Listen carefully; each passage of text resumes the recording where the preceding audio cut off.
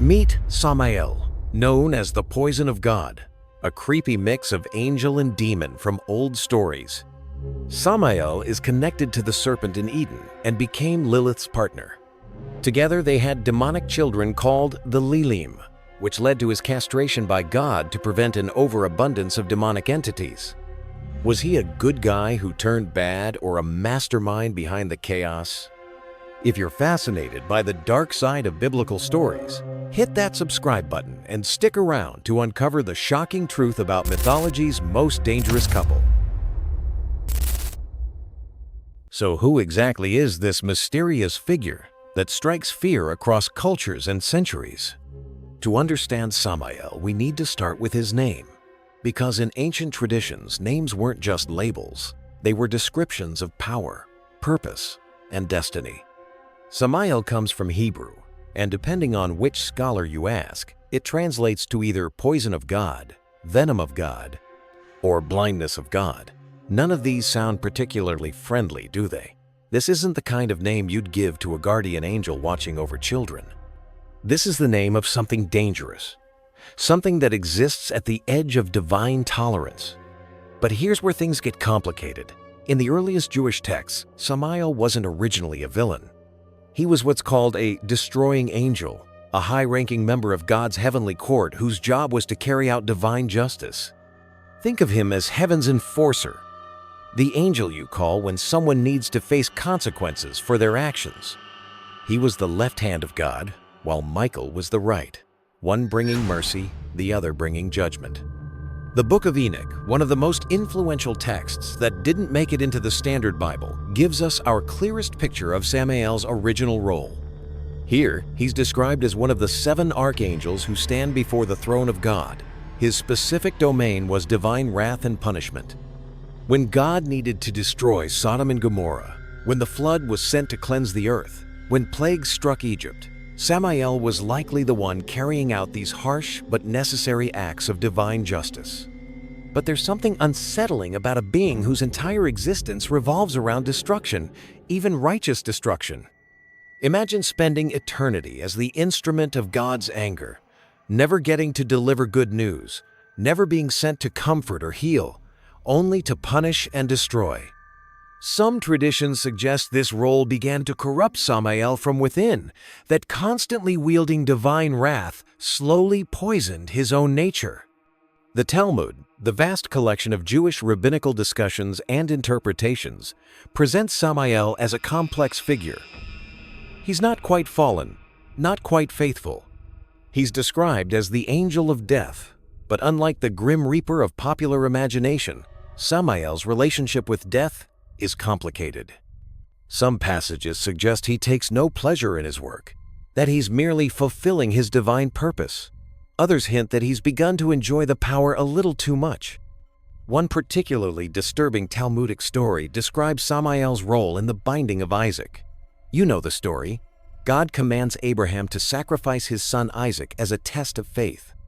But according to some interpretations, it was Samael who suggested this test to God in the first place, arguing that Abraham's faith needed to be proven. When Abraham passes the test and an angel stays his hand, Samael is said to have been furious that his challenge failed. This story reveals something crucial about Samael's character. He's not just following orders. He's actively involved in testing, challenging, and pushing the boundaries of human faith and divine mercy. He's become an adversary in the truest sense of the word, though whether he's opposing God or serving God's hidden purposes remains unclear. The Zohar, the foundational work of Jewish mysticism, takes this complexity even further. Here, Samael is associated with the Sephirah of Gevurah, which represents divine severity and judgment. In Kabbalistic thought, the universe requires both mercy and severity to function properly. Too much mercy and evil goes unpunished. Too much severity, and nothing can survive. Samael embodies the necessary harshness that maintains cosmic balance. But the Zohar also hints at Samael's growing independence from divine will. It describes him as the ruler of the other side, not hell exactly, but a realm that mirrors and opposes the holy. This other side isn't separate from God's creation, it's part of it, the shadow that gives meaning to the light. Samael rules this shadow realm not as a rebel, but as a necessary function of cosmic order. Yet there are troubling signs of something more sinister. The Zohar describes Samael as having developed his own agenda, his own desires that don't always align with divine will. He's begun to act not just as God's left hand, but as an independent force with his own goals and ambitions. This is where we start to see the transformation from faithful servant to potential threat. Samael's role as divine enforcer gave him immense power and independence. Unlike other angels who simply deliver messages or provide protection, Samael had to make decisions about how to carry out divine justice. This autonomy, this responsibility for acting on God's behalf, may have been the seed of his eventual rebellion. The name Poison of God becomes more meaningful when we consider this evolution. He wasn't poisonous to creation from the outside. He was the poison that developed within the divine system itself. Like a toxin in the bloodstream, Samael's corruption spread from his position of trust and authority. Different traditions offer different explanations for how this corruption began. Some blame pride. Samael became too enamored with his own power and importance. Others point to envy, particularly jealousy of humanity's special relationship with God. Still others suggest that constant exposure to divine wrath without divine love slowly twisted his nature. But perhaps the most disturbing interpretation is that Samael's transformation was intentional, that God needed an adversary to test creation and chose his most trusted destroyer for the role. This would make Samael not a rebel, but the ultimate servant, willing to sacrifice his own righteousness to serve a higher purpose. The early Christian church had a complicated relationship with Samael. Some church fathers identified him with Satan, making him the ultimate evil opposing God. Others maintained the Jewish understanding of him as a necessary but dangerous servant of divine justice. This confusion has persisted throughout Christian theology, with some traditions treating Samael and Satan as the same being, while others insist they're entirely different entities. What's clear is that by the time we reach medieval texts, Samael has become something more than just an angel with a harsh job. He's become a being with his own agenda, his own power base, and his own complicated relationship with both heaven and earth. The question is no longer whether Samael serves God, but whether God can still control him. This transformation from divine servant to cosmic wildcard sets the stage for everything that follows in Samael's story. Because once an angel begins to act independently, once the poison of rebellion enters the divine bloodstream, there's no telling where it might spread. But Samael wasn't the only rebel in paradise.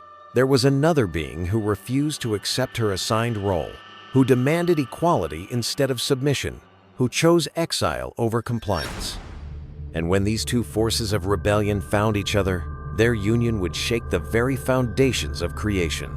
Every rebellion needs a catalyst, and Samael found his in the most unexpected place, another outcast from paradise.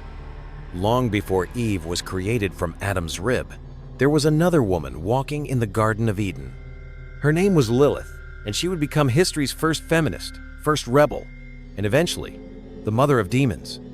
According to the alphabet of Ben Sira, a medieval Jewish text that's equal parts folklore and theological commentary, Lilith was created at the same time as Adam, formed from the same earth, in the same manner. Unlike the later creation of Eve, who was fashioned from Adam's rib to be his helper, Lilith was made as Adam's equal. Same materials, same process, same divine breath of life. The trouble started almost immediately. Adam, apparently assuming his role as the first man gave him authority, expected Lilith to be submissive. The most famous account focuses on their intimate relations, where Adam insisted that Lilith lie beneath him during their physical union. Lilith's response was revolutionary for its time. "Why should I lie beneath you when I was created from the same earth as you?" This wasn't just about bedroom politics. Lilith was challenging the entire cosmic order as Adam understood it. She was claiming equality not just in creation, but in authority, decision-making, and autonomy. In ancient cultures where hierarchy and submission were considered natural law, Lilith's demand was nothing short of revolutionary. Adam, clearly unprepared for this level of pushback from his supposed companion, complained to God. The divine response was to send 3 angels, Sinoi, Sansonoi, and Samangeloth, to convince Lilith to return and submit to Adam's authority. These weren't ordinary messenger angels. They were enforcers, sent to bring the rebellious woman back in line. Lilith's response was to speak the ineffable name of God, the Tetragrammaton, and use its power to sprout wings and fly away from Eden. Think about the implications of this act. Lilith didn't just leave, she transformed herself, claiming divine power to escape divine judgment. She literally gave herself the ability to fly, rather than submit to a system she considered unjust.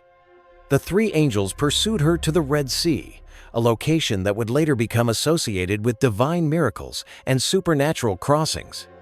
They found her there, already consorting with demons, and giving birth to over 100 demonic children daily. The angels delivered God's ultimatum: return to Adam or face the daily death of 100 of her offspring. Lilith's response reveals the depth of her rebellion.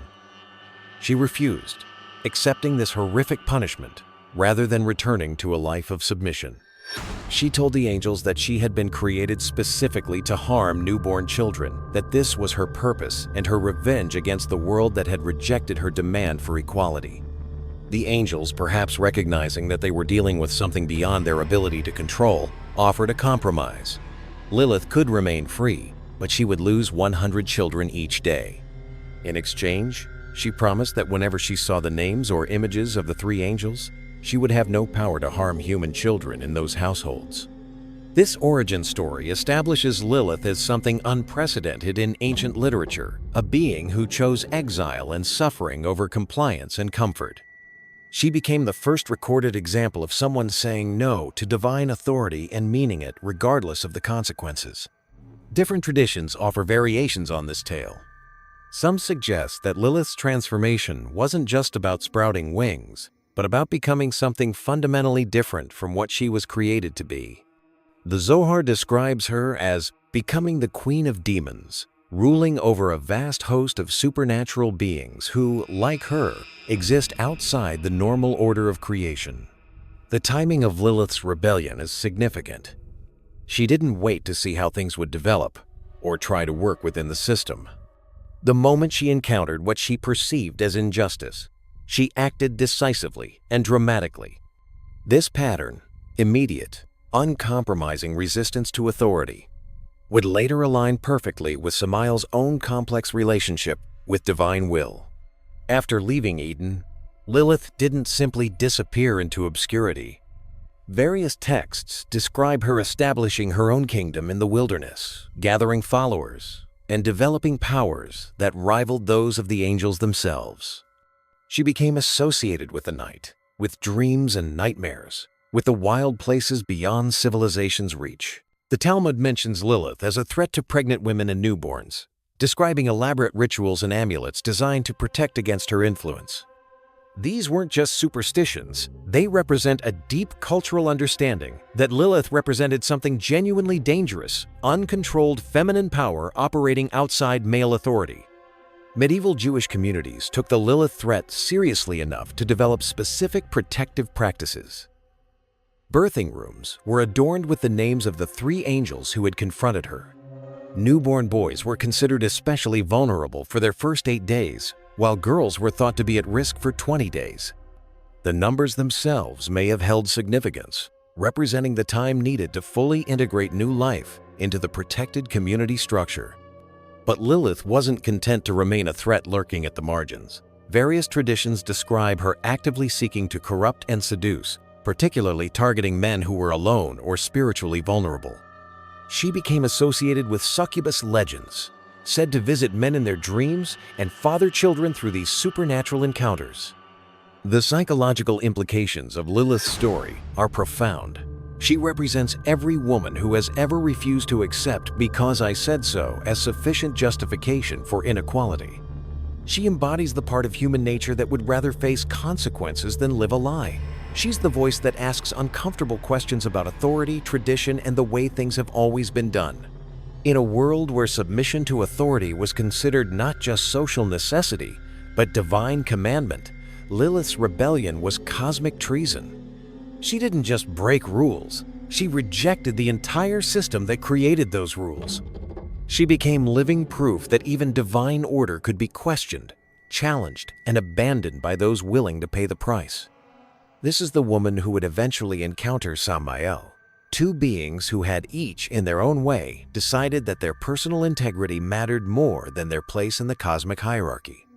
When these two forces of rebellion found each other, their union would create something the world had never seen before, a partnership based not on submission and dominance, but on mutual recognition of each other's terrible, beautiful refusal to bow. Understanding Samael means diving into some of the oldest and most mysterious texts in human history. Unlike many biblical figures who appear prominently throughout Scripture, Samael emerges from the shadows of ancient literature, mentioned briefly in canonical texts but explored in depth in writings that most people have never heard of. The Hebrew Bible itself gives us only hints about Samael's existence. The name appears sporadically, often in contexts involving death, judgment, or divine punishment. In some translations of the Book of Job, Samael is referenced as one of the sons of God who present themselves before the throne, though different manuscripts use different names for this figure. The ambiguity isn't accidental. Early Jewish scholars were often careful about how explicitly they discussed potentially dangerous supernatural entities. The Talmud, that massive collection of rabbinical discussions and interpretations of Jewish law, provides more concrete references. Here, Samael appears as the angel of death, responsible for collecting souls when their earthly time ends. But even in the Talmud, there's a sense of unease around this figure.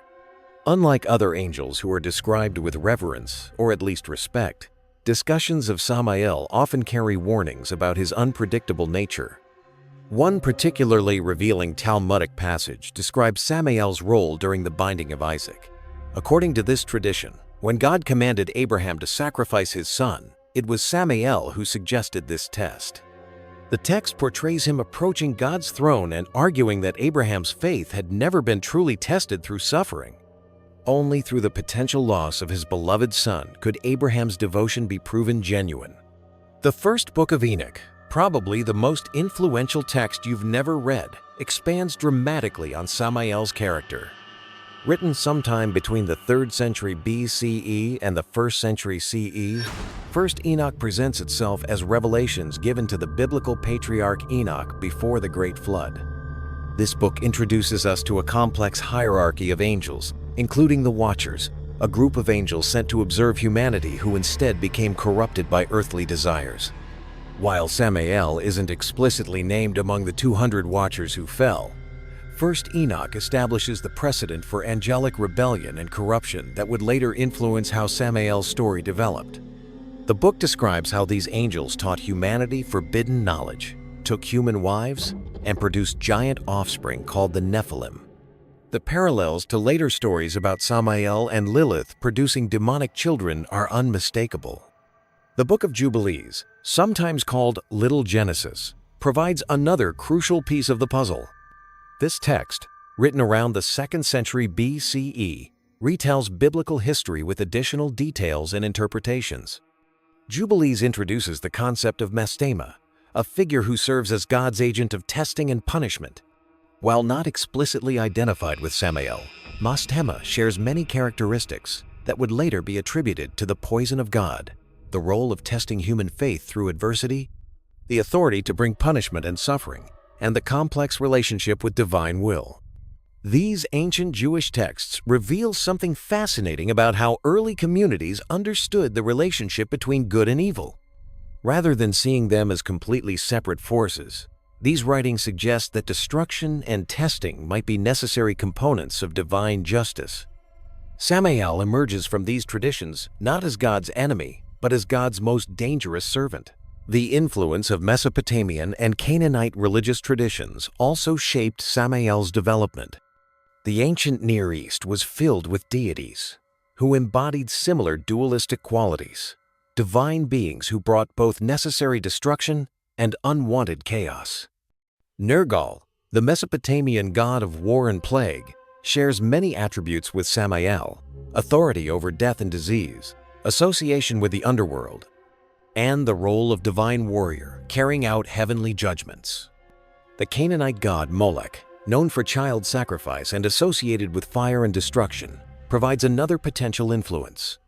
Some scholars suggest that as monotheistic Judaism developed, the functions of these foreign deities were incorporated into the Hebrew understanding of angelic beings.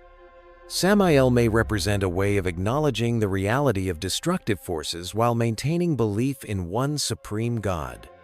Archaeological discoveries have revealed just how widespread these beliefs were in the ancient world. Amulets and inscriptions from across the Middle East show consistent patterns of invoking protection against destructive supernatural forces. The names change: Lamashtu in Mesopotamia, Lilith among the Assyrians, various demons in Egyptian texts, but the underlying concept remains constant. There are spiritual forces that operate outside normal divine protection. What makes these ancient references to Samael particularly intriguing is their consistency across different cultures and time periods. Whether we're looking at Jewish texts, Christian apocrypha, or Islamic traditions, similar figures appear with similar functions. This suggests either a common source for these traditions or a universal human need to explain the existence of suffering and chaos within a divinely ordered universe. The Dead Sea Scrolls, discovered in the 20th century, provided additional insights into how first-century Jewish communities understood these concepts. Several fragments reference the Angel of Darkness and describe ongoing cosmic warfare between forces of light and darkness. While Samael isn't mentioned by name in these particular texts, the theological framework they describe provides context for understanding how his character would have been perceived by communities of that era. These ancient sources establish Samael as far more than a later literary invention. He emerges from humanity's earliest attempts to grapple with the problem of evil, the question of why a good God permits suffering and chaos. The text suggests that rather than seeing evil as separate from divine will, early communities understood it as potentially serving divine purposes, even when those purposes remain mysterious and frightening. The serpent in the Garden of Eden is one of the most recognizable images in human history. We've all heard this story. A cunning snake approaches Eve, tempts her with forbidden fruit, and brings about humanity's fall from grace. But what if that serpent wasn't acting alone? What if behind those hypnotic eyes and silver tongue was the influence of Samael, the poison of God, orchestrating humanity's first and most catastrophic rebellion? Various Jewish and Christian traditions have long debated the identity of the Eden serpent. The book of Genesis itself is frustratingly vague, describing only the serpent without explaining what this creature actually was or where it came from. Early rabbinical commentaries began filling in these gaps, and many pointed towards Samael as the true power behind the temptation. The Targum Pseudo-Jonathan, an ancient Aramaic translation and commentary on the Torah, makes this connection explicit. According to this text, Samael appeared to Eve in the form of a serpent, using his angelic knowledge to craft the perfect temptation. This wasn't just any random creature making mischief. This was a calculated assault on God's newest creation by one of heaven's own. The strategy was brilliant in its simplicity. Rather than appearing as a fearsome angel of death, Samael chose the form of the most cunning creature in the garden. The serpent was already known for its intelligence and subtle nature, making it the perfect disguise for an angel who wanted to test the boundaries of human obedience without revealing his true identity. According to these traditions, Samael's motivation wasn't simple malice. The Zohar suggests that he was driven by a complex mixture of jealousy and genuine theological concern. Humanity had been granted something that angels had never received: free will combined with the potential for intimate relationship with God.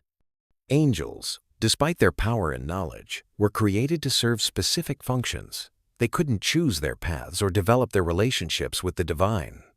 Samael's jealousy wasn't petty envy, it was existential crisis. If humans could choose to love and obey God, didn't that make their obedience more valuable than angelic service? If creatures made from dust could achieve something that beings made from divine fire couldn't, what did that say about the nature of creation itself?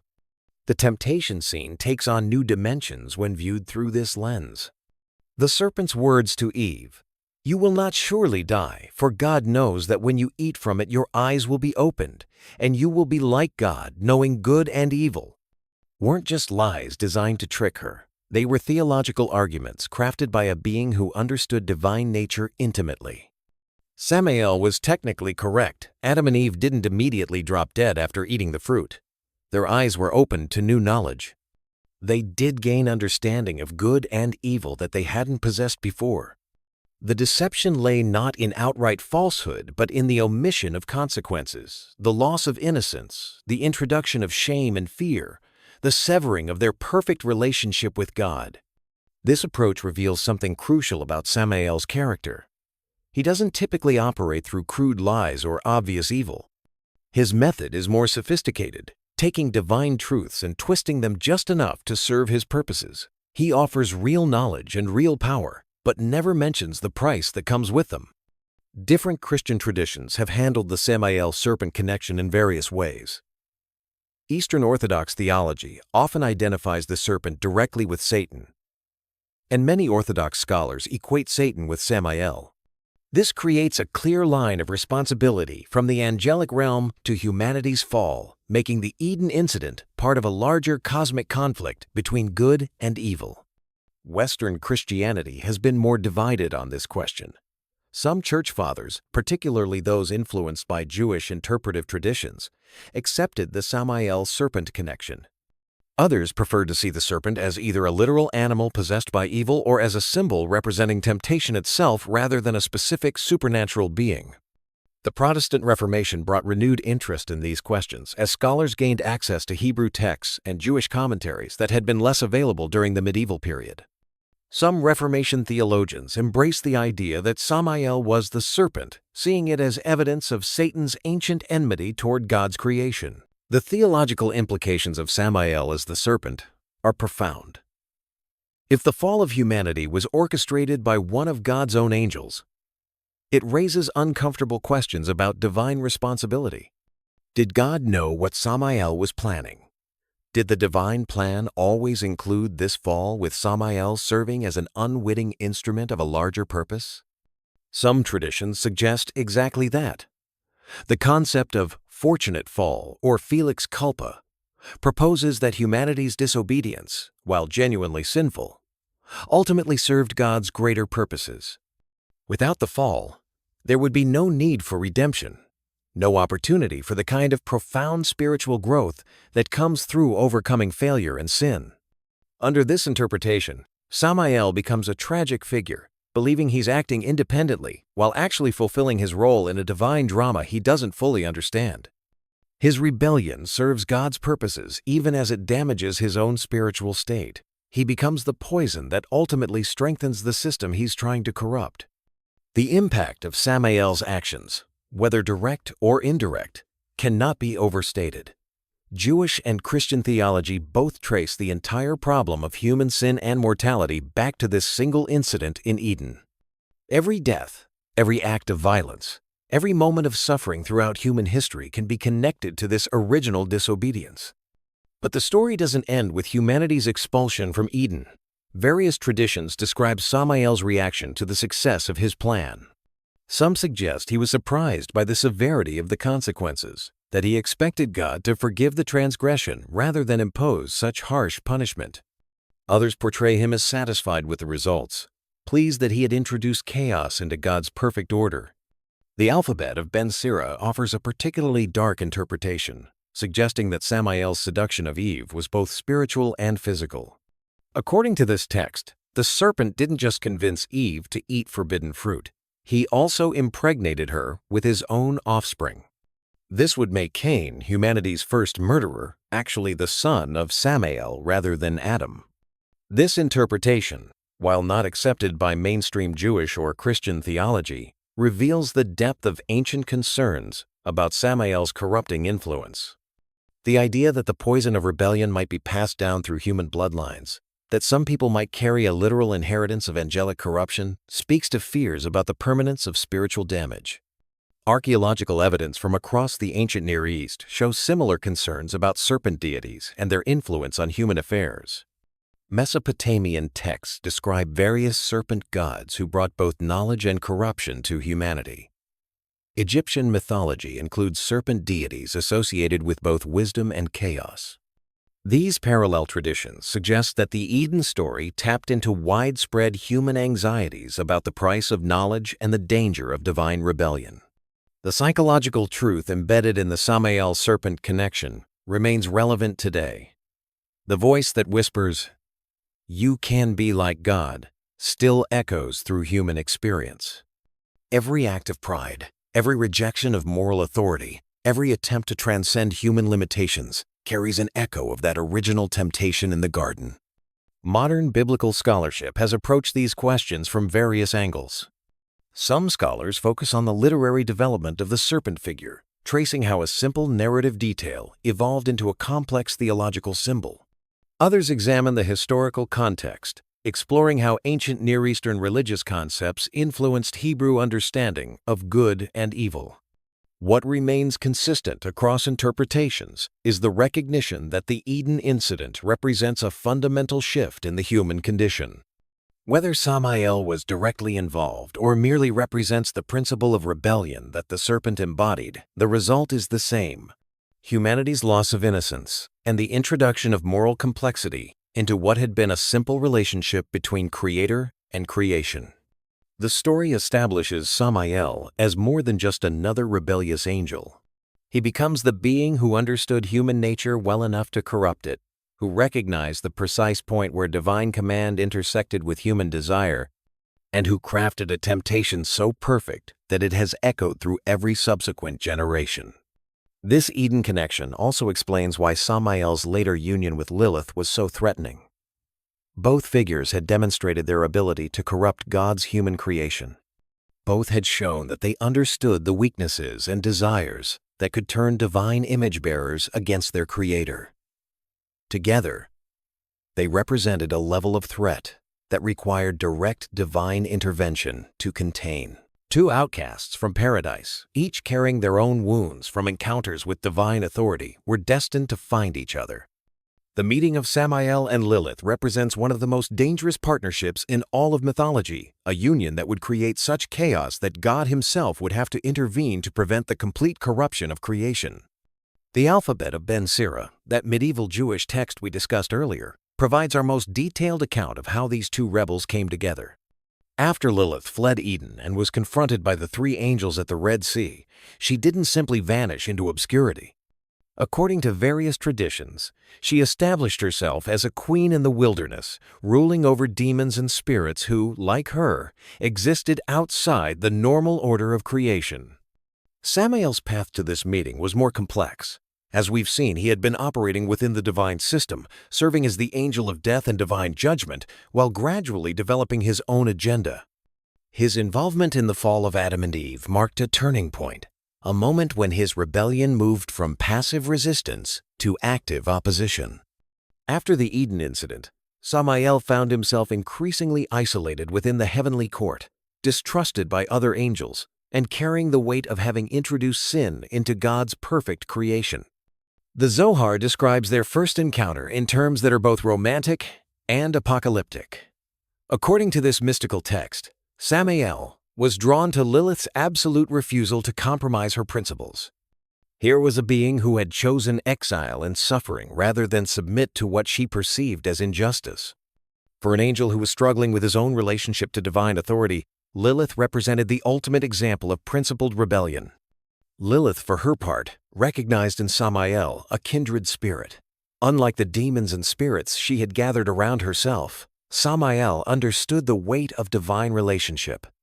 He knew what it meant to stand before God's throne, to carry out divine commands, to be trusted with cosmic responsibilities.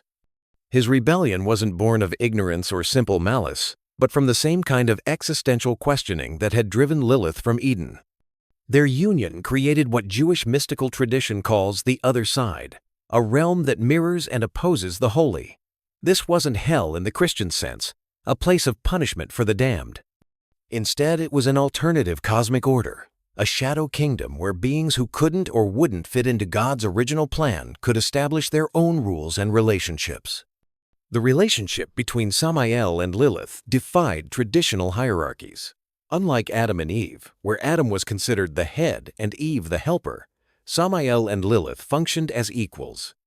Both brought their own power, their own knowledge, their own connections to the divine realm. Neither was subordinate to the other. They were partners in the truest sense, united by their shared rejection of submissive roles. This equality made their partnership exponentially more dangerous than either could have been alone. Samael brought his angelic knowledge, his understanding of divine law and cosmic structure, his experience with death and judgment. Lilith contributed her feminine power, her connection to fertility and birth, her intimate knowledge of human sexuality and desire. Together, they could influence both the spiritual and physical realms in ways that neither could manage independently. The children born from this union, the Lilim, represented something unprecedented in creation. These weren't ordinary demons spawned from evil. They were beings that combined angelic knowledge with rebellious independence, divine power with rejection of divine authority. Each Lilim carried within itself the potential to corrupt, to seduce, to lead astray both humans and lesser supernatural beings. According to the Zohar, the Lilim possessed their mother's ability to appear in dreams and their father's understanding of human weakness. They could infiltrate human consciousness during sleep, planting ideas and desires that would fester and grow during waking hours. Unlike crude demons who relied on obvious temptations, the Lilim specialized in subtle corruption, turning human virtues against themselves and making sin appear not just attractive but righteous. The reproductive capacity of this partnership was staggering. Various texts suggest that Lilith could produce hundreds of offspring daily, each one adding to the growing army of entities that opposed divine order. If left unchecked, the Lilim would have eventually outnumbered loyal angels and faithful humans combined, creating a cosmic crisis that would have fundamentally altered the nature of creation itself. The threat became so severe that it required direct divine intervention. The castration of Samael, mentioned briefly in our introduction, represents one of the most dramatic acts of divine control described in mystical literature. According to Kabbalistic texts, God performed this procedure not out of petty jealousy but from cosmic necessity. The reproductive partnership between Samael and Lilith had become an existential threat to the stability of creation. Some scholars interpret the castration story as a reinterpretation of older myths about divine beings who had to be constrained to prevent chaos. The Babylonian creation epic describes similar actions taken by the gods against primordial monsters whose fertility threatened cosmic order. The castration of Samael fits this pattern, transforming a potentially endless source of chaos into a contained, manageable threat. The procedure itself is described in terms that are both clinical and mystical. God didn't simply remove Samael's reproductive organs. The divine action severed his connection to the creative force that drives all generation and growth. This wasn't just physical neutering, but spiritual castration, removing Samael's ability to participate in the ongoing act of creation. The psychological impact on Samael was profound. For a being who had already struggled with his role in the divine order, this ultimate rejection and control represented the final break with his origins. No longer could he claim to be serving God's hidden purposes or fulfilling some necessary function. He had been explicitly and dramatically rejected, marked as a threat that required divine intervention to contain. Lilith's reaction to her consort's castration reveals the depth of their partnership. Rather than abandoning the weakened Samael, she adapted her own behavior to continue their shared mission. Unable to reproduce with her partner, she turned her attention to human males, seeking to corrupt them through nocturnal encounters and seduce them into producing offspring that would carry her influence into the human bloodline. The relationship between Samael and Lilith, after his castration, became more complex and, in some ways, more dangerous. No longer focused on producing demonic offspring, they could concentrate entirely on corruption and temptation. Samael brought his knowledge of divine law and human weakness, while Lilith contributed her understanding of human sexuality and desire. Together, they developed increasingly sophisticated methods of leading humans away from divine relationship. Medieval Jewish communities developed elaborate protective practices specifically designed to guard against the influence of this partnership. Amulets bore the names of the angels who had originally confronted Lilith, while prayers and rituals were designed to prevent Samael's access to human dreams and desires. The threat was taken so seriously that entire communities would participate in protective ceremonies, especially around births and marriages when humans were considered most vulnerable. The treatise on the left emanation adds another layer to this story by introducing the concept of multiple Liliths. According to this text, there were actually two Liliths, the greater one who was Samael's consort, and a lesser one married to another powerful demon named Asmodeus. This multiplication of threats suggests that the original partnership had spawned imitators, other rebellious pairings that followed the model established by Samael and Lilith. The symbolic significance of the Samael-Lilith partnership extends far beyond its literal interpretation. They represent the union of masculine and feminine principles in rebellion against divine authority. Where Adam and Eve's relationship was defined by hierarchy and eventual submission to God's will, Samael and Lilith created a partnership based on mutual independence and shared rejection of external control. This alternative model of relationship has continued to fascinate and disturb readers throughout history. In an era when marriage was understood primarily as hierarchy with the husband ruling over the wife, the equal partnership of Samael and Lilith represented something both appealing and terrifying. They showed that intimate relationship could exist without submission, but they also demonstrated the potentially catastrophic consequences of rejecting divine order. The enduring power of their story lies in its exploration of fundamental questions about authority, relationship, and the price of independence. Samael and Lilith achieved the equality and mutual respect that Lilith had originally demanded from Adam, but their partnership ultimately led to cosmic chaos and divine punishment. Their love story asks whether true equality is possible within divine order, or whether the demand for independence inevitably leads to rebellion and destruction. The first murder in human history wasn't just a moment of sibling rivalry gone wrong. According to various mystical traditions, Cain's killing of Abel represents something far more sinister: the corruption of human bloodlines by supernatural forces, with Samael's influence threading through the entire tragic story. The biblical account in Genesis gives us the basic facts. Cain and Abel both brought offerings to God. Abel's was accepted, while Cain's was rejected, and in his anger and jealousy, Cain killed his brother. But this straightforward narrative left ancient commentators with troubling questions. Why was Cain's offering rejected? Where did his murderous rage come from? And why did his descendants become associated with violence, technology, and rebellion against God? The alphabet of Ben Sira offers one of the most disturbing answers to these questions. According to this text, Cain wasn't actually Adam's son at all. Instead, he was the offspring of Lilith and the serpent, conceived during that fateful encounter in Eden before Eve was even created. If we accept the identification of the serpent with Samael, this makes Cain the literal son of the poison of God, carrying angelic corruption in his very DNA. This interpretation explains several puzzling elements of the Cain story.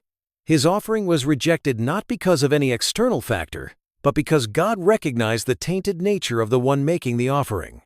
Cain's immediate turn to violence wasn't a momentary loss of control, but the expression of his inherited nature, the same rebellious anger that drove his supernatural father to corrupt Eden.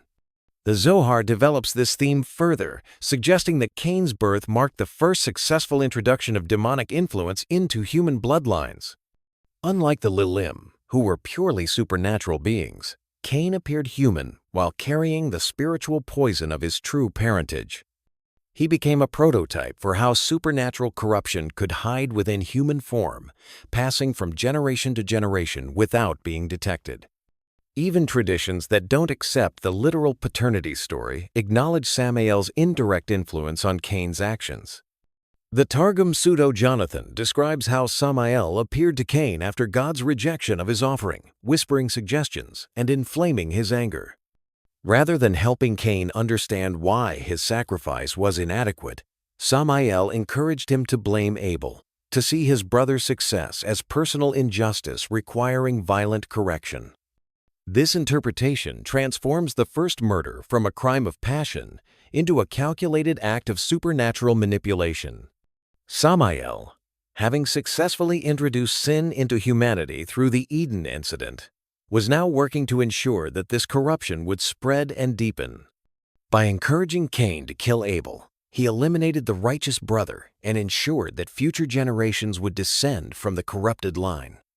The curse that God placed on Cain after the murder takes on new significance when viewed through this lens. "You will be a restless wanderer on the earth," God declared, marking Cain with a sign that would protect him from being killed while simultaneously ensuring his permanent exile from settled community. This wasn't just punishment for murder, it was divine quarantine, preventing the further spread of Samael's influence through normal social relationships. Cain's descendants, as recorded in Genesis, became the founders of cities, the inventors of musical instruments, and the forgers of metal tools and weapons. The biblical text presents these achievements neutrally, but mystical commentaries saw darker implications. Technology, urbanization, and artistic expression weren't inherently evil, but in the hands of Samael's corrupted bloodline, they became tools for spreading rebellion against divine order. Tubal-Cain, described in Genesis as an instructor of every artificer in brass and iron, represents the culmination of this corrupted technological development. According to some traditions, he was the first to forge weapons specifically designed for war, transforming metalworking from a peaceful craft into an industry of violence. The connection between technological advancement and moral corruption, first established in Cain's line, would echo throughout human history. The Book of Enoch, while not explicitly connecting Samael to Cain's bloodline, describes how fallen angels taught humanity various forbidden arts. These watchers revealed the secrets of metalworking, cosmetics, astronomy, and warfare, corrupting human civilization through the introduction of knowledge that humanity wasn't ready to handle responsibly. The parallel to Cain's technologically advanced but morally corrupt descendants is unmistakable. Some traditions suggest that Samael's influence on Cain's line extended beyond individual corruption to affect the entire trajectory of human civilization. Rather than developing in harmony with divine will, human society became increasingly focused on power, control, and the domination of both nature and other humans.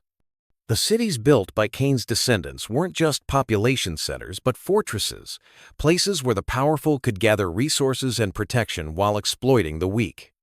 The story of Lamech, Cain's descendant who boasted about killing a man for wounding him, illustrates how violence became not just acceptable, but celebrated within this corrupted bloodline.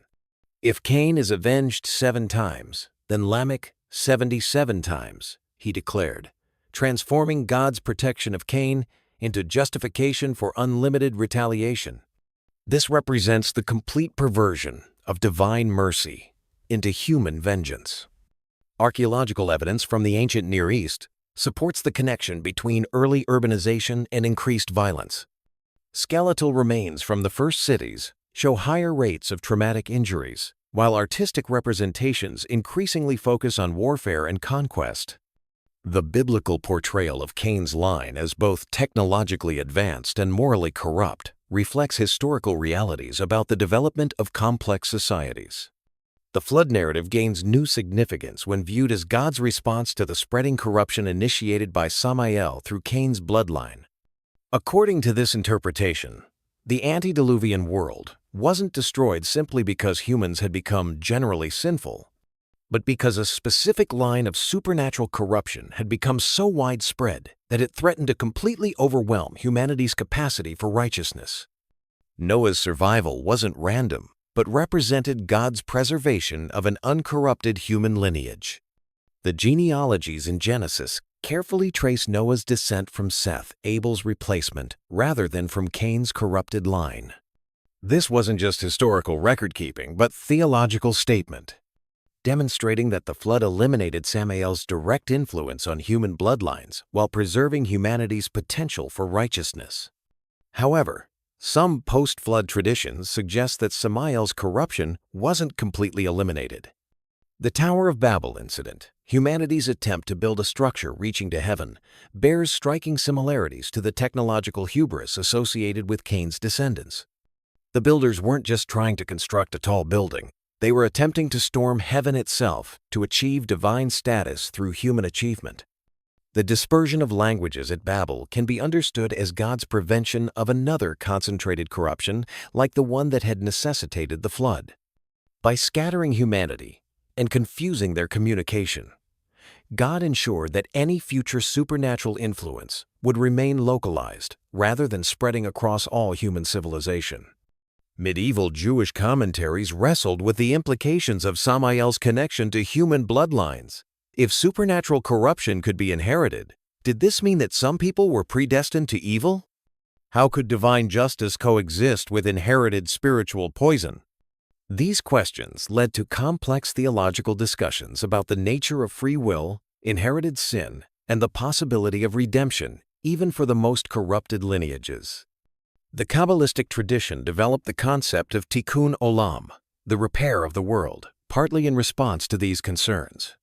According to this understanding, the corruption introduced by Samael and passed down through various bloodlines wasn't permanent. Through righteous action, spiritual discipline, and divine grace, even the most tainted lineages could be purified and restored to their original purpose. Modern genetic science has given new relevance to these ancient concerns about inherited corruption. While we now understand that moral character isn't determined by DNA, the recognition that trauma, addiction, and destructive patterns can be passed from generation to generation echoes the mystical insight that corruption, whether supernatural or natural, tends to propagate through family lines, unless deliberately interrupted. Every fall begins with a single step away from the light. For Samael, that journey from faithful servant to cosmic rebel represents one of the most complex and tragic transformations in all of religious literature. Understanding how the angel of divine judgment became the poison of God requires us to explore both his original heavenly role and his gradual descent into darkness. Before his rebellion, Samael occupied one of the highest positions in the celestial hierarchy. The Book of Enoch describes him as one of the 7 archangels who stand before God's throne, beings of such power and glory that their very presence would overwhelm mortal consciousness. Unlike lower-ranking angels who serve specific, limited functions, the archangels were trusted with cosmic responsibilities that affected the entire structure of creation. Samael's original domain was divine severity, the necessary harshness that maintains cosmic justice. In Kabbalistic thought, creation requires both mercy and judgment to function properly. Too much mercy allows evil to flourish unchecked, while too much severity destroys everything it touches. Samael's role was to embody that severe aspect of divine nature, to be the sword that cuts away corruption and the fire that purifies through destruction. This wasn't a punishment assignment or a lesser calling. Divine severity was considered as holy and necessary as divine mercy. The Zohar describes how Samael's power flowed directly from God's own nature, making him not just a servant, but a manifestation of divine will itself. When God's justice needed to be enacted, when corruption needed to be eliminated, when rebellious creatures needed to face consequences for their actions, Samael was the instrument through which divine will operated. The Talmud records several instances of Samael fulfilling this role with perfect obedience. During the destruction of Sodom and Gomorrah, while other angels delivered warnings or provided protection, Samael carried out the actual destruction. When plagues struck Egypt to free the Israelites, his was the power that brought death to firstborn children. When divine judgment fell upon rebellious communities, Samael's hand wielded the sword of divine justice. But constant exposure to destruction, even righteous destruction, began to affect Samael's spiritual state. Imagine spending eternity as the instrument of God's wrath, never delivering good news, never bringing comfort or healing, only punishment and death. Some traditions suggest that this role gradually isolated Samael from the joy and celebration that characterized other aspects of heavenly existence. The Zohar describes how Samael began to develop what it calls independent thought, the dangerous capacity to question not just specific commands, but the underlying principles behind divine action. Unlike other angels, who simply carried out their functions without reflection, Samael started to analyze the patterns of justice he was implementing, to wonder whether divine mercy was being applied fairly, to question whether the system he served was truly as perfect as it appeared. This intellectual curiosity wasn't initially rebellious. Samael's questions arose from genuine desire to understand divine will more perfectly, to serve more effectively, by comprehending the deeper principles behind his commands. But questions, once begun, have a tendency to multiply and deepen. What started as theological inquiry gradually became philosophical challenge to the entire structure of divine authority. The creation of humanity marked a crucial turning point in Samael's development. When God announced the intention to create beings in the divine image, beings who would possess free will and the capacity for intimate relationship with their Creator, Samael's response was complex. On one level, he recognized the beauty and wisdom of this plan. On another level, he felt something that angels had never experienced before: jealousy. Angels, despite their power and glory, were created as servants. They could love and serve God, but their relationship was defined by function rather than choice. Humans, made from dust and breath, would possess something that even archangels lacked: the freedom to choose their relationship with the divine. Their love, when freely given, would be more precious than angelic service, precisely because it wasn't compelled by their nature. This realization created what Kabbalistic texts call the first crack in the divine order. Samael began to see his own service not as privilege, but as limitation.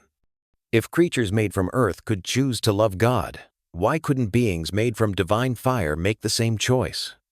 If free will was valuable enough to grant to humans, why was it withheld from angels who had served faithfully since creation's beginning? The Adam and Eve incident, which we explored in detail earlier, represented Samael's first direct challenge to divine will.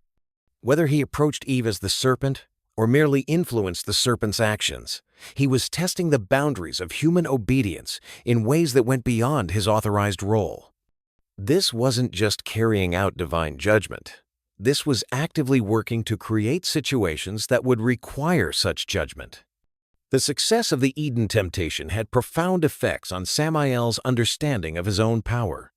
He had demonstrated that even God's newest and most beloved creations could be turned against their Creator through skillful manipulation. If humans, made in God's image and granted special relationship with the divine, could be corrupted, what did that say about the stability of divine order itself? Some traditions suggest that Samael's corruption accelerated after the Eden incident. Having tasted the intoxicating power of successful rebellion, he began to see opportunities for challenge and subversion everywhere. His role as angel of death, which had once been simple obedience to divine command, became an opportunity to exercise independent judgment about who deserved to live or die and when. The Talmud records instances where Samael appeared to exceed his authority, taking lives before their appointed time or prolonging suffering beyond what divine justice required. These weren't necessarily acts of pure malice, but rather expressions of his growing belief that he understood divine will better than the explicit commands he received. The transformation of Samael from faithful servant to rebellious angel wasn't a sudden fall, but a gradual corruption that developed over cosmic ages. Each small step away from perfect obedience made the next step easier. Each successful challenge to divine authority increased his confidence in his own judgment. Each demonstration of his power reinforced his belief that he deserved greater freedom and authority. The relationship with Lilith, which we explored in the previous section, represented the culmination of this corruption. In partnering with another rebel against divine authority, Samael wasn't just expressing personal rebellion, but creating an alternative power structure that could challenge God's monopoly on cosmic authority. Their union represented the establishment of what mystical texts call The other side, a realm where divine rebels could exercise the freedom they believed had been unfairly withheld from them. The castration of Samael, that dramatic divine intervention we discussed earlier, marked the point where God finally acted to contain the growing threat. This wasn't just punishment for Samael's rebellion, but recognition that his corruption had reached a point where it threatened the stability of creation itself. The being who had once been trusted with cosmic responsibilities had become too dangerous to leave unchecked. The psychological impact of this divine rejection cannot be overstated. For a being whose entire identity had been wrapped up in his role as God's agent of justice, the castration represented not just physical mutilation, but spiritual annihilation. He was no longer a fallen angel who might potentially be redeemed. He was a permanently marked enemy of the order he had once served. Different traditions describe Samael's reaction to this ultimate rejection in various ways. Some portray him as finally embracing his role as adversary, no longer pretending to serve divine purposes but openly opposing them.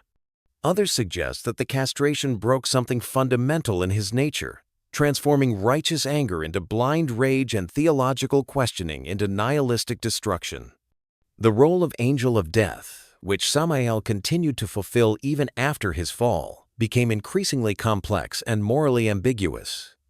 Was he still carrying out divine will, or was he now acting as an independent agent of destruction?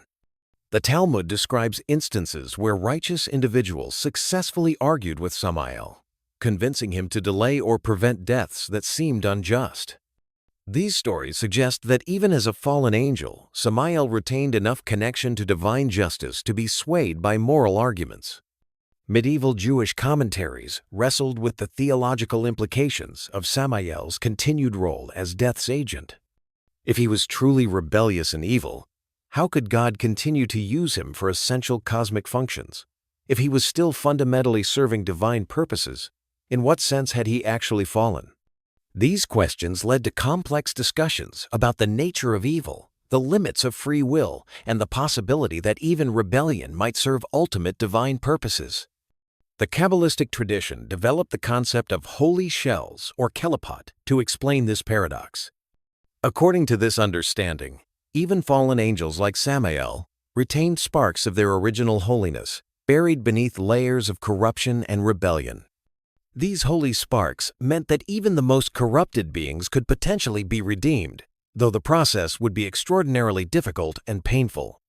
Some mystical texts suggest that Samael's fall was necessary for the overall development of creation. Without the challenge provided by a sophisticated adversary, humanity would never develop the spiritual strength needed to fulfill its cosmic purpose. Samael's rebellion, while genuinely destructive and sinful, ultimately serves to test and strengthen those who remain faithful to divine will. This interpretation transforms Samael from simple villain into tragic figure, a being whose very faithfulness to his original nature led to his corruption. His commitment to divine justice became so intense that it prevented him from accepting divine mercy. His desire to serve perfectly led him to question and ultimately rebel against the very authority he wanted to serve. The ongoing presence of Samael in religious tradition, his continued role in testing human faith and carrying out divine judgment, suggests that his fall from grace may not be the end of his story. Various mystical traditions speak of ultimate redemption that will include even the most fallen angels, a final restoration that will heal the cosmic wounds created by rebellion and return all creation to its original harmony with divine will. Whether Samael will ultimately be redeemed or remain forever fallen, his story serves as a powerful exploration of the dangerous territory where service and independence, obedience and free will, justice and mercy intersect.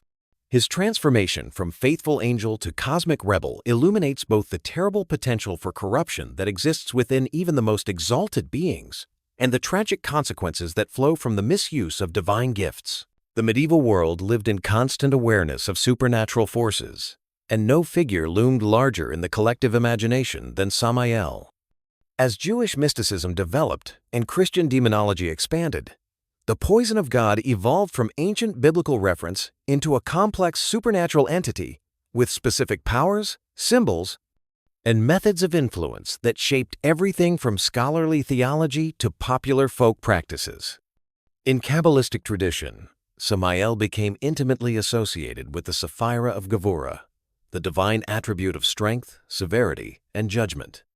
Unlike the gentle guidance of Hesed or the balanced harmony of Tiferet, Gevurah represents the harsh but necessary aspects of divine nature. It's the force that sets boundaries, enforces consequences, and eliminates corruption through destruction. Samael's connection to this aspect of divinity gave him access to powers that were fundamentally divine in nature, even as he used them for rebellious purposes. The Zohar describes Samael's abilities in terms that blur the line between divine agent and cosmic rebel. He retained much of his original angelic authority over death and judgment, but these powers were now exercised according to his own will rather than direct divine command. This made him exponentially more dangerous than ordinary demons, who operated with limited power and clear restrictions. Samael could still function as an archangel when it served his purposes, which meant his influence could reach levels of reality that lesser supernatural beings couldn't access. Medieval grimoires, those practical handbooks for magical practitioners, devoted considerable attention to Samael's powers and the methods for invoking or protecting against them. The Key of Solomon, perhaps the most influential of these texts, describes Samael as one of the most powerful entities that magicians might attempt to contact, while simultaneously warning about the extreme dangers involved in such contact. According to these magical traditions, Samael possessed authority over several distinct domains. His control over death wasn't just the ability to kill, but comprehensive dominion over the entire process of dying, including the timing, manner, and spiritual consequences of death. Experienced magicians might attempt to negotiate with Samael for extended life or particular types of death for their enemies, but such negotiations were considered extremely hazardous even by medieval standards. The visual representations of Samael that emerged during the medieval period reflect both his angelic origins and his fallen state. Unlike demons, who were typically portrayed as monstrous or grotesque, Samael retained much of his original beauty and majesty. Medieval artists depicted him as a powerful figure with wings that were often shown as burned or darkened, symbolizing his fall from grace while acknowledging his continued angelic nature. Christian demonology of the medieval period struggled with how to categorize Samael.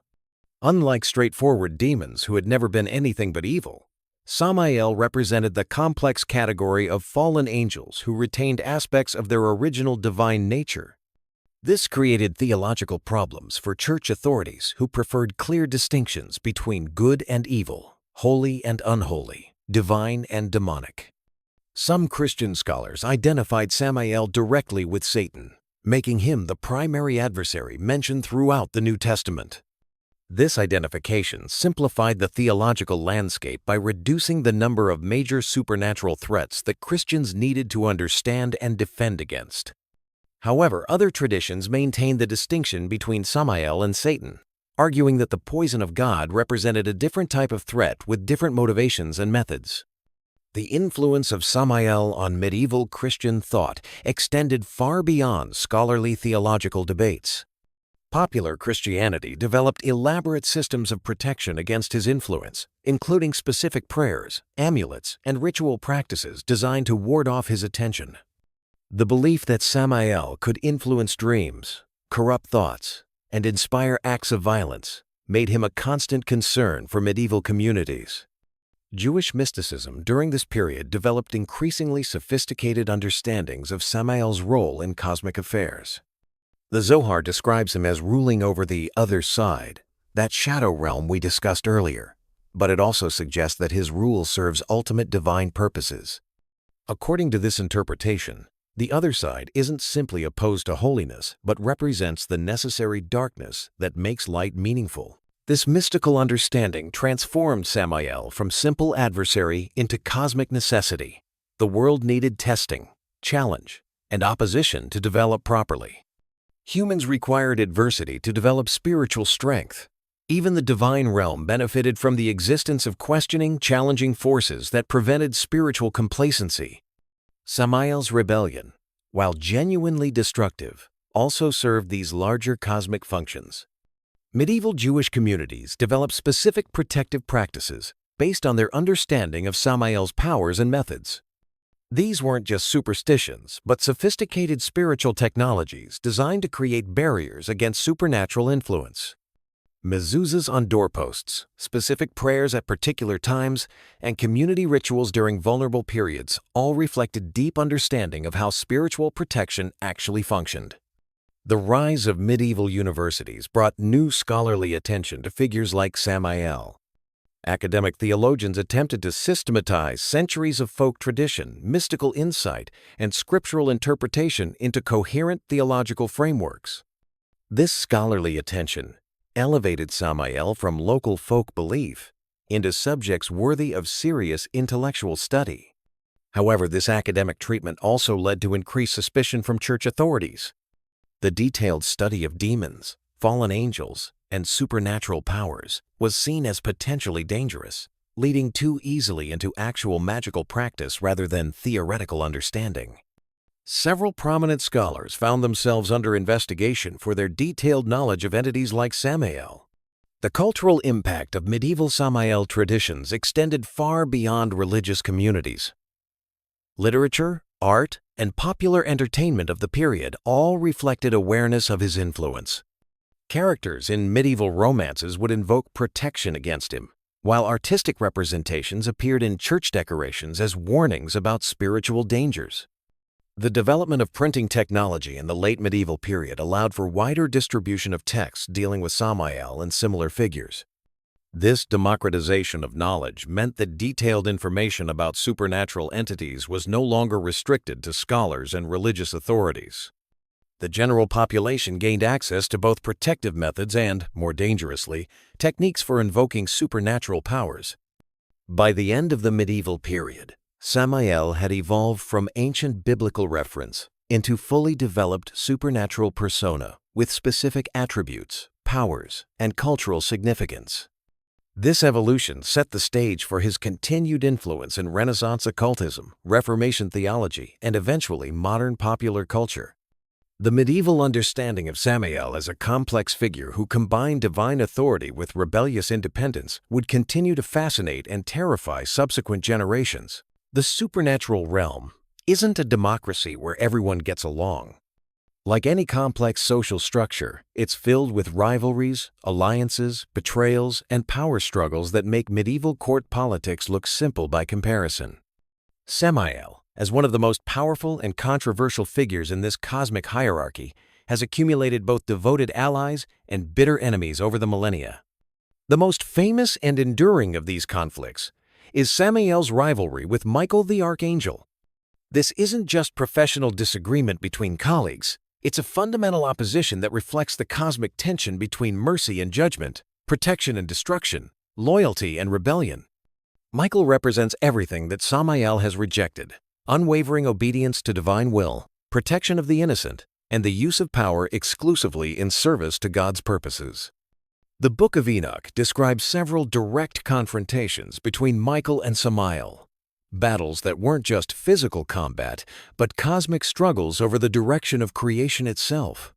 When Samael corrupted the Garden of Eden, Michael was tasked with expelling Adam and Eve while preventing further contamination. When Samael's union with Lilith threatened to overwhelm creation with demonic offspring, Michael was among the forces that convinced God to intervene directly. These conflicts reveal something crucial about the nature of good and evil in mystical tradition. Michael doesn't fight Samael because he's stronger or more skilled in combat. Angels don't typically differ dramatically in raw power. Instead, their battles are contests of will, purpose, and connection to divine authority. Michael's strength comes from his perfect alignment with God's will, while Samael's power derives from his rebellion against that same authority. The Talmud records a particularly significant encounter between the two archangels during the time of King David. According to this account, Samael appeared to David and tempted him to conduct a census of Israel, an act that violated divine command by suggesting that David's strength came from military numbers rather than divine favor. Michael intervened, warning David about the spiritual dangers of trusting in human strength rather than divine protection, but David had already been influenced by Samael's suggestion. The resulting plague that struck Israel after the census represents more than just divine punishment. It was the consequence of cosmic conflict played out in human affairs. Samael's successful temptation of David demonstrated his continued ability to corrupt even the most faithful human leaders, while Michael's intervention showed the ongoing protection available to those who remained open to divine guidance. Among the demonic hierarchy, Samael's relationships are complex and often contradictory. His association with Asmodeus, the great demon of lust and destruction, represents one of his most significant supernatural alliances. The treatise on the left emanation describes how these two powerful entities divide certain spheres of influence, with Asmodeus focusing on sexual corruption and Samael handling broader issues of rebellion and spiritual destruction. This partnership makes strategic sense. Asmodeus specializes in corrupting human desires and relationships, turning natural appetites into destructive obsessions. Samael's broader authority over death and judgment allows him to exploit the chaos that Asmodeus creates, stepping in to offer false solutions to problems that his ally helped create.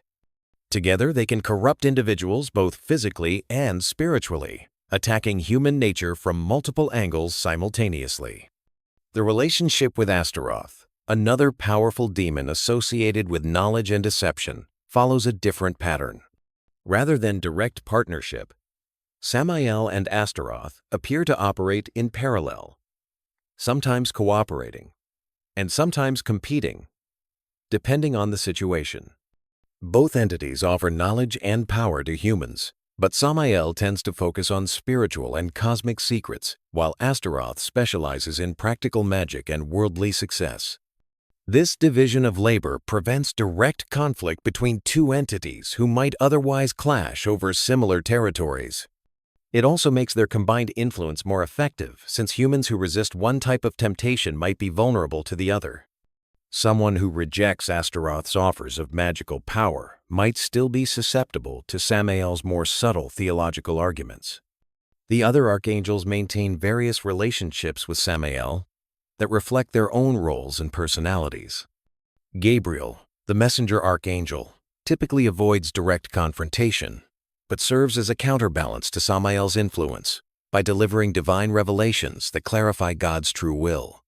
When Samael spreads confusion or false interpretations of divine law, Gabriel often appears to provide correct understanding. Raphael, the healing archangel, represents a different kind of opposition to Samael's destructive influence. Where Samael brings death and corruption, Raphael offers healing and restoration. Their conflict isn't typically direct combat, but rather competing influences on human health and spiritual well-being.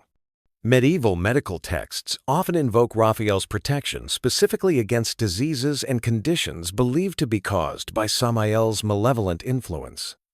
Uriel, the archangel of divine justice and prophecy, has perhaps the most complex relationship with Samael. Both entities are associated with divine judgment, but they represent different aspects of this function. Uriel embodies perfect divine justice, while Samael represents judgment corrupted by personal agenda and rebellious interpretation. Their interactions often involve disputes over the proper application of divine law and the correct interpretation of God's will. Among lesser supernatural entities, Samael commands significant respect and fear. Many demons and fallen angels look to him as a leader figure, someone who has successfully challenged divine authority while retaining much of his original power. This leadership role makes him more dangerous than he would be as an individual entity, since his influence can be multiplied through the actions of his followers. However, this leadership position also creates vulnerabilities. Other powerful demons sometimes challenge Samael's authority, leading to internal conflicts within the forces of spiritual rebellion. The hierarchy of evil is no more stable than any other power structure, and ambitious demons regularly attempt to increase their own influence at Samael's expense. The cosmic balance, maintained through these supernatural relationships, serves important functions in mystical understanding of reality.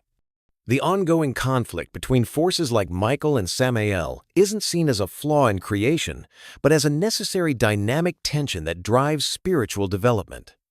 Humans grow stronger through exposure to genuine choice between good and evil, while the cosmic order maintains its stability through the ongoing interaction of opposing forces. Medieval mystical texts suggest that these relationships will ultimately be resolved in some final cosmic reconciliation. The conflicts between angels and demons, the tensions between mercy and judgment, the struggles between obedience and rebellion will eventually be integrated into a higher synthesis that transcends current categories of good and evil. Whether Samael will be redeemed or destroyed in this final resolution remains one of the great mysteries of mystical tradition. Understanding Samael's place in this complex web of supernatural relationships helps explain why his influence has been so persistent and powerful throughout human history. He's not operating alone, but is part of a vast network of spiritual forces that shape human experience in ways that are often invisible but always significant. The 20th and 21st centuries have witnessed an extraordinary transformation in how Samael is perceived and portrayed. No longer confined to dusty theological texts or whispered folk warnings, the poison of God has found new life in literature, film, television, and video games, often reimagined for audiences who might never crack open a medieval grimoire but can't get enough of supernatural drama. This modern renaissance began in earnest during the Romantic period of the 19th century, when writers like Lord Byron and Percy Shelley began exploring themes of rebellious angels and sympathetic demons. While they typically focused on Satan rather than Samael specifically, they established the literary framework that would eventually allow more complex angelic figures to be reinterpreted as misunderstood antiheroes rather than straightforward villains. The 20th century saw this trend accelerate dramatically. Authors began mining religious and mythological traditions for characters that could be reimagined for modern audiences hungry for complex moral narratives. Samael, with his rich backstory and morally ambiguous nature, proved perfect for this treatment. Unlike demons who were created evil, Samael's fall from grace provided writers with built-in character development and psychological complexity. Neil Gaiman's work, particularly in the Sandman comic series and Good Omens, helped establish the template for modern supernatural fiction that treats angels and demons as complex individuals rather than abstract forces of good and evil. While Gaiman doesn't focus specifically on Samael, his approach to supernatural beings as entities with personal histories, motivations, and character development paved the way for more nuanced treatments of figures like the poison of God. The television series Supernatural represents perhaps the most extensive exploration of angel and demon mythology in popular culture. Running for 15 seasons, the show introduced mainstream audiences to a vast array of supernatural beings drawn from various religious traditions. Samael appears in several episodes, portrayed not as a mindless force of evil, but as a complex entity with his own agenda and motivations. In Supernatural's mythology, Samael retains his connection to death and divine judgment, but these powers are presented within the context of a larger cosmic conflict between heaven and hell. The show's writers drew extensively from both Christian and Jewish traditions, creating a version of Samael that incorporates his role as the poison of God while making him accessible to modern audiences who might not be familiar with Kabbalistic literature. The Lucifer television series, based on the DC Comics character, takes a different approach to fallen angel narratives. While focusing primarily on Lucifer rather than Samael, the show established the popular template of the reformed demon trying to understand humanity and grapple with questions of free will, destiny, and redemption. This template has influenced how other productions approach similar characters, including various interpretations of Samael. Video games have provided another rich medium for exploring Samael's character and mythology. The Darksiders series features Samael as a major character, portrayed as a powerful demon lord with complex motivations and a crucial role in apocalyptic events. The games draw heavily from biblical and mythological sources while adapting these ancient stories for interactive entertainment. Role-playing games, both tabletop and digital, have embraced Samael as a recurring figure. Games like Vampire the Masquerade and various Dungeons & Dragons supplements have incorporated versions of Samael into their supernatural hierarchies.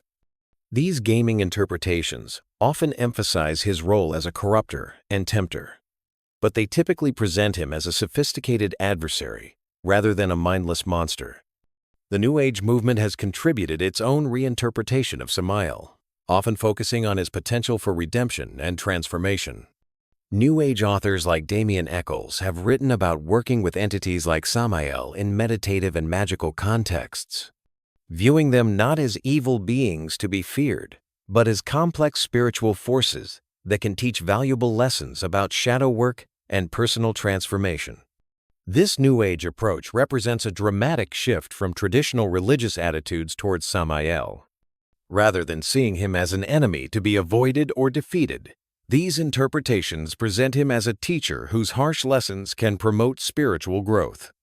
His association with divine severity is reframed as tough love rather than malevolent destruction. Modern occult traditions have also embraced more complex understandings of Samael. Contemporary chaos, magic, and left-hand path traditions often work with entities like Samael as sources of knowledge and power rather than threats to be defended against. These practitioners typically emphasize personal responsibility and sophisticated understanding of spiritual forces rather than simple good versus evil narratives. The influence of these modern interpretations extends far beyond their immediate audiences.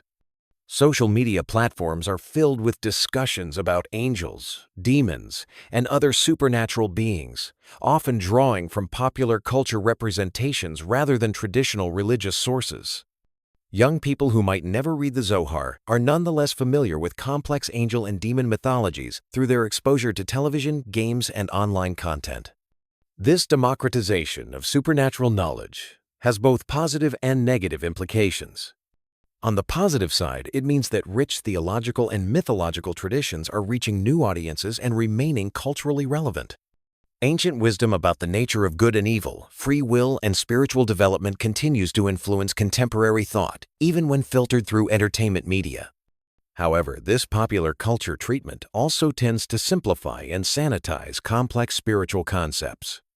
The psychological and theological depth of traditional Samael narratives often gets reduced to surface-level entertainment value.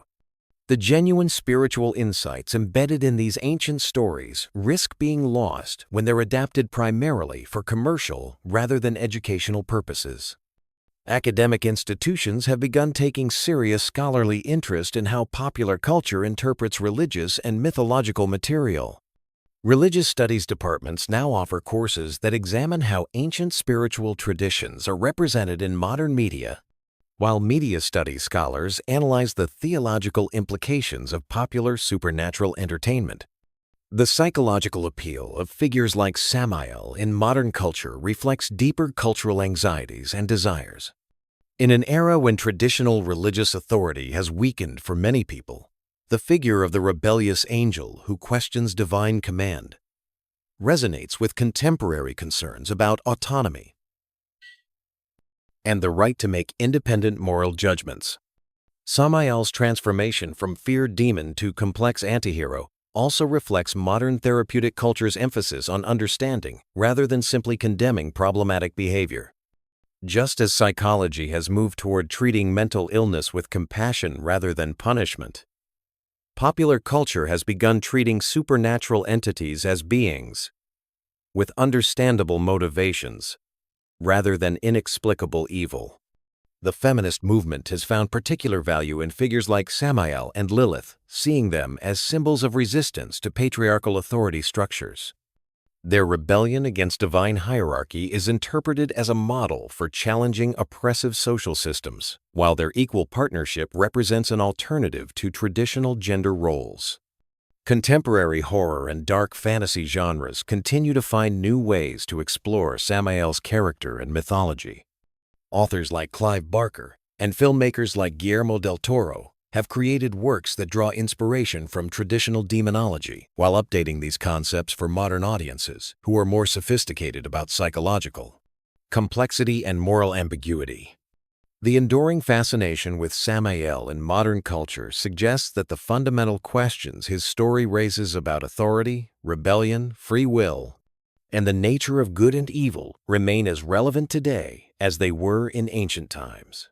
Whether he appears as video game antagonist, television anti-hero, or New Age spiritual guide, the poison of God continues to serve as a mirror for humanity's ongoing struggle to understand its place in the cosmic order. Few figures in religious history have generated as much theological debate as Samael. Scholars, rabbis, priests, and mystics have argued about his nature, his role, and his relationship to divine will for over 2,000 years. And they're no closer to consensus today than they were in ancient times. The fundamental questions surrounding the poison of God touch on some of the most challenging problems in religious thought.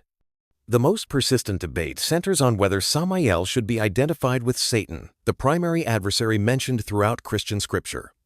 Early church fathers were divided on this question, and the division has persisted through every subsequent generation of Christian theology. Those who support the identification point to obvious similarities. Both figures oppose God's will, both tempt humans toward sin, both are associated with death and destruction, and both command hierarchies of lesser demons. Saint Jerome, the 4th century scholar who translated the Bible into Latin, explicitly identified Samael with Satan in several of his commentaries. His reasoning was primarily practical, rather than maintaining separate categories for various adversarial entities. It made more sense to understand Satan as a title or role that could be fulfilled by different beings at different times. Under this interpretation, Samael wasn't a separate entity, but simply another name for the same cosmic adversary. However, Jewish scholarship has consistently resisted this identification. The Talmudic tradition maintains clear distinctions between various supernatural entities, and collapsing Samael into Satan eliminates important theological nuances. According to Jewish understanding, Satan, or Ha-Satan, is primarily an accuser or prosecutor who operates within the divine court system. Samael, by contrast, has evolved into something more independent and rebellious. This distinction matters because it affects fundamental questions about the nature of evil and its relationship to divine will. If Samael is Satan, then his opposition to God represents absolute rebellion against divine authority. If they're separate entities, then the cosmic situation is more complex, with different types of adversarial forces serving different functions within the overall divine plan. Medieval Christian theologians, like Thomas Aquinas, attempted to resolve these debates through systematic analysis of angelic nature and demonic corruption. Aquinas argued that all demons, including figures like Samael, were originally good angels who became corrupted through their own choices. This philosophical framework provided a way to maintain both divine goodness and demonic evil without making God responsible for creating inherently evil beings. However, Aquinas' solution created new problems. If angels were created good but became evil through free choice, what prevented other angels from making similar choices? If beings with perfect knowledge of divine goodness could still choose rebellion, what hope did humans have for remaining faithful? These questions led to centuries of additional theological debate about free will, predestination, and the nature of moral choice. The Protestant Reformation brought renewed intensity to these discussions. Protestant scholars, with their emphasis on Scripture alone as religious authority, had to grapple with the fact that the Bible provides relatively little information about entities like Samael. Unlike Catholic tradition, which drew on centuries of theological development and mystical insight, Protestant theology was theoretically limited to what could be explicitly supported by biblical text. This limitation led some Protestant scholars to reject elaborate demonologies as unbiblical speculation, while others argued that biblical references to various adversarial entities supported the existence of complex supernatural hierarchies. The debate reflected broader Protestant concerns about the relationship between Scripture and tradition, and about the dangers of accepting teachings that couldn't be clearly grounded in biblical authority. Jewish mystical tradition developed its own sophisticated responses to questions about Samael's nature and role. Kabbalistic texts, like the Zohar, present him as a necessary component of cosmic balance rather than simply an adversary to be defeated. According to this understanding, the universe requires both light and darkness, mercy and severity, creation and destruction to function properly. Samael embodies the dark, severe, destructive aspects that make growth and development possible. This mystical interpretation transforms theological questions about Samael from problems to be solved into mysteries to be contemplated. Rather than asking whether he's good or evil, Kabbalistic thought explores how apparent evil can serve ultimate good, how rebellion can strengthen rather than weaken divine authority, how destruction can be a form of creation. Modern biblical scholarship has approached these questions from historical and literary perspectives rather than purely theological ones. Scholars like Elaine Pagels have traced the development of Satan and related figures through various ancient texts, showing how concepts of supernatural adversaries evolved over time in response to changing cultural and political circumstances. This historical approach reveals that figures like Samael weren't necessarily intended as systematic theological statements, but emerged from specific communities facing particular challenges. The elaboration of demonic hierarchies and angelic rebellions reflected human attempts to understand suffering, injustice, and moral complexity rather than abstract theological speculation. Contemporary theology continues to wrestle with questions about entities like Samael, though often in new forms. Process theology, liberation theology, and feminist theology have all offered fresh perspectives on traditional problems of evil and divine justice. Some contemporary theologians see figures like Samael as psychological projections rather than literal entities, while others maintain traditional understandings of supernatural warfare between cosmic forces. The question of whether divine agents can be evil remains particularly challenging. If Samael was originally created good and given legitimate authority within the divine system, at what point did he become genuinely evil rather than simply misguided?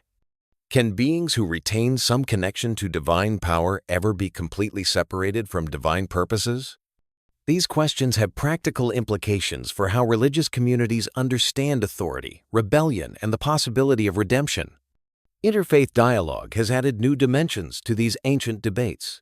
Christian, Jewish, and Islamic scholars have discovered both similarities and differences in how their traditions understand figures like Samael. These conversations have revealed the extent to which theological controversies reflect cultural and historical contexts rather than timeless truths about supernatural reality. The enduring nature of these debates suggests that questions about Samael touch on fundamental human concerns that transcend specific religious traditions. Whether understood literally or symbolically, the figure of the rebellious angel who retains divine power while opposing divine will represents the ongoing human struggle to understand the relationship between authority and independence, obedience and conscience, divine will and personal choice.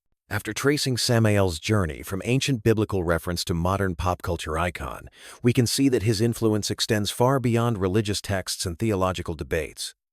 The poison of God has left an indelible mark on human consciousness, shaping how we understand authority, rebellion, free will, and the complex relationship between good and evil.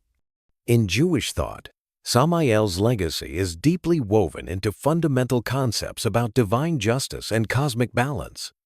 The Kabbalistic understanding of him as a necessary force of severity and judgment has influenced how Jewish communities approach questions of suffering, punishment, and moral responsibility. Rather than seeing these harsh realities as flaws in creation, Jewish mysticism embraces them as essential components of a universe that requires both mercy and justice to function properly. This perspective has practical implications that extend far beyond abstract theology. Jewish legal and ethical traditions often reflect the understanding that genuine compassion sometimes requires harsh action, that enabling harmful behavior isn't truly loving, and that accountability serves spiritual development rather than hindering it. Samael's role as divine severity has provided a theological framework for understanding why good people sometimes must make difficult, seemingly harsh decisions. Christian tradition has been more conflicted about Samael's legacy, partly due to the ongoing debate about his relationship to Satan. However, even Christian communities that identify the two figures have found value in Samael's complex portrayal of fallen angelic nature. His story provides insight into how spiritual corruption develops gradually rather than suddenly, how good intentions can become twisted through pride and independence, and how even the most exalted beings remain vulnerable to moral failure. The Christian understanding of Samael has also influenced broader cultural attitudes toward authority and rebellion. The idea that even angels can fall from grace has served as both warning against spiritual pride and comfort for those struggling with their own moral failures. If beings created perfect could still choose corruption, then human moral struggles become more understandable and forgivable. In contemporary psychology and therapy, concepts derived from Samael's story have found new applications. The notion of shadow work, popularized by Carl Jung and his followers, draws heavily on the idea that human beings contain both light and dark aspects that must be acknowledged and integrated rather than simply suppressed. Samael's role as the shadow side of divine nature provides a powerful metaphor for understanding how destructive impulses can be transformed into constructive forces. Modern therapeutic approaches often emphasize that healing requires facing rather than avoiding difficult truths, that growth comes through challenge rather than comfort, and that wholeness includes accepting rather than rejecting problematic aspects of personality. These insights echo the mystical understanding of Samael as a harsh but ultimately beneficial force in spiritual development. The feminist movement has found particular value in stories about Samael and Lilith as models for questioning patriarchal authority structures. Their equal partnership and shared rebellion against hierarchical systems provide inspiration for those challenging traditional gender roles and power dynamics. The idea that divine authority itself can be questioned and resisted resonates with contemporary struggles for equality and autonomy. Educational institutions have increasingly recognized the value of studying figures like Samael as windows into human psychology and cultural development. Religious studies programs explore how supernatural entities reflect the values, fears, and aspirations of the communities that created them. Literature and media studies examine how ancient mythological figures are adapted for contemporary audiences and what these adaptations reveal about modern concerns. The artistic legacy of Samael extends through centuries of creative expression. Medieval artists depicted him in frescoes and illuminated manuscripts. Renaissance painters included him in complex theological allegories. And contemporary creators continue finding new ways to visualize and interpret his character. Each generation has reimagined Samael in ways that reflect their own artistic sensibilities and cultural concerns. Modern occult and magical traditions have embraced Samael as a powerful figure for shadow work and spiritual transformation. Rather than seeing him as an entity to be feared or avoided, contemporary practitioners often work with Samael as a teacher and guide for confronting difficult aspects of personality and experience. This approach represents a dramatic shift from traditional religious attitudes, but it reflects deeper understanding of how spiritual growth actually occurs. The philosophical implications of Samael's story continue to influence contemporary ethical and moral discussions. Questions about the relationship between individual conscience and institutional authority, the role of suffering in human development, and the possibility that apparent evil might serve ultimate good remain as relevant today as they were in ancient times. In popular culture, Samael's influence can be seen in countless stories about conflicted anti-heroes, rebellious angels, and complex supernatural entities. The template he established, a powerful being torn between service and independence, loyalty and rebellion, continues to provide rich material for writers, filmmakers, and game designers exploring themes of moral ambiguity and character development. The global reach of modern media means that Samael's story now influences cultures far beyond its Jewish and Christian origins. Anime, manga, and other forms of international entertainment have adapted and reinterpreted his character for audiences worldwide, creating new synthesis between ancient wisdom and contemporary storytelling. Perhaps most significantly, Samael's enduring legacy lies in his representation of the eternal human struggle with authority and independence. Every person who has ever questioned whether established rules serve justice, who has wrestled with the tension between loyalty and conscience, who has wondered whether rebellion might sometimes be more virtuous than obedience, participates in the same cosmic drama that Samael embodies.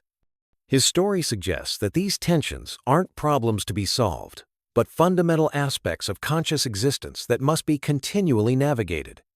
The questions he represents about the nature of authority, the value of independence, and the possibility of redemption after rebellion remain as challenging and relevant today as they were when ancient scribes first recorded his name in sacred texts.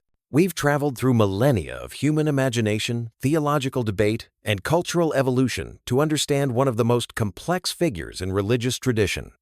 From his origins as God's agent of divine severity to his transformation into the rebellious poison of God, from his forbidden union with Lilith to his ongoing influence in modern culture, Samael's story reflects humanity's deepest questions about power, authority, and moral choice. What emerges isn't a simple answer to whether Samael was originally good or evil, fallen angel, or cosmic necessity.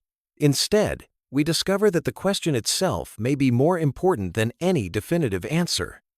Samael represents the space where absolute categories break down, where the relationship between good and evil becomes complex and ambiguous. The various traditions offer different perspectives. Jewish mysticism presents him as necessary cosmic balance. Christian demonology casts him as a cautionary tale about spiritual pride.